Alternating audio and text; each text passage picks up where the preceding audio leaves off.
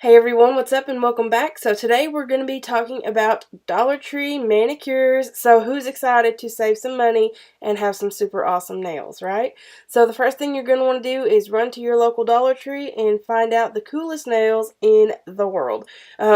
These are the ones that I picked out this week. I really like the design on these. Sometimes you may want to get 2 packs just in case that the ones that you find have different designs on them and you just like certain ones out of the pack. You could definitely do that and it's still going to be super cheap.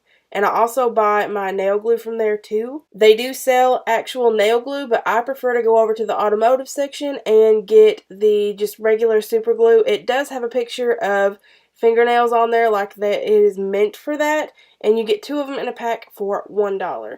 So then you're just going to go through and size up your nails, and there's a rounded side and a squared off side. The rounded side is what is going to rest on your cuticle, but you want to make sure you don't glue it directly onto your cuticle. You know what I'm saying? That can really mess you up. So I just take a little dot of the glue and put it right in the center of the nail, and I kind of place the nail on there and rock it down onto that glue just to make sure that it goes all over the nail. And then I hold it in place for about 30 seconds, and that's it. You're just going to do that to all the rest of your nails. I personally find that the pinky nails are 2 different sizes in these. So like I said, you may want to get 2 of whatever design that you get, just in case they don't fit your hands perfectly.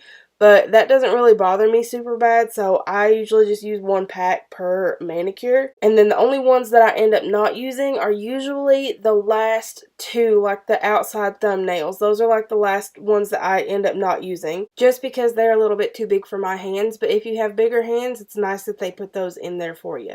And then once I get them all glued on, I just go around and make sure to file off the end of it. You can shape them into a different shape if you like to. I personally leave them squared off most of the time, but every once in a while I do like to round them into more of an almond shape, and I think that they last a really long time and they just look really nice. And that is it. That is all I do to get my Dollar Tree manicure, and I absolutely love this. It saves me hundreds of dollars and I just like having fun with it.